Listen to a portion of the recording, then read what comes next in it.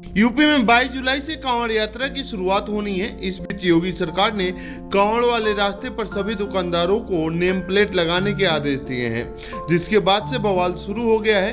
योगी के इस फैसले के खिलाफ पहले तो बीजेपी नेता मुख्तार अंसारी नकवी ने मोर्चा खोला, फिर उसके बाद एनडीए के सहयोगी पार्टी के नेताओं के बयान एक के बाद एक आने शुरू हो गए। एनडीए में इसकी नाराजगी बीजेपी की केंद्र सरकार की मुश्किलें बढ़ा सकती है। तो आइए जानते हैं इस रिपोर्ट में किसने एनडीए की किस पार्टी ने क्या कुछ कहा है।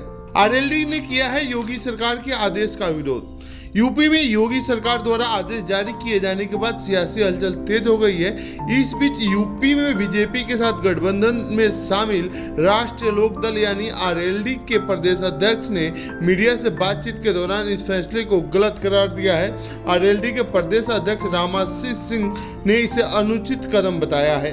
इससे समाज में विभाजन पैदा हो सकता है, ये देश की प्रतिष्ठा को धूमिल करने वाला है। इसके साथ ही उन्होंने इस फैसले को वापस लिए जाने की मांग की है। बिहार में जमकर हो रहा है कांवड़ यात्रा में नेम प्लेट का विरोध। यही नहीं, इस आदेश का विरोध बिहार में जमकर हो रहा है। बिहार में एनडीए के दो बड़े सहयोगी हैं, एक जेडीयू और दूसरा एलजेपी।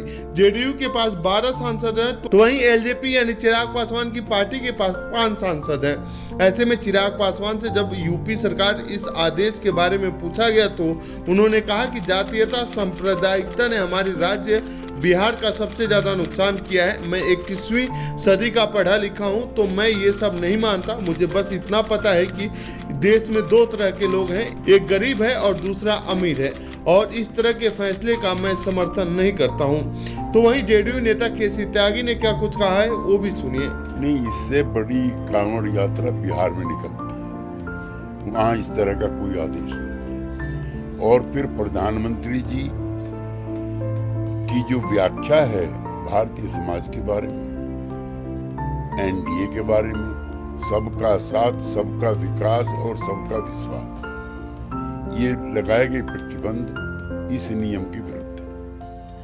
लेकिन सर, जिस तरह की इस पर समीक्षा करने की आवश्यकता है, तो आप इसके बाद भी मानते हैं कि क्या वाकई में समीक्षा करने की आवश्यकता है? बिहार में नहीं है, राजस्थान से कांवड़ गुजरेगी, वहां से नहीं है।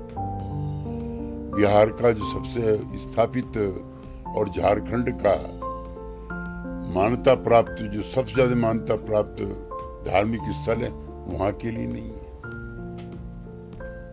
इस पर पुनर्विचार हो तो अच्छा है।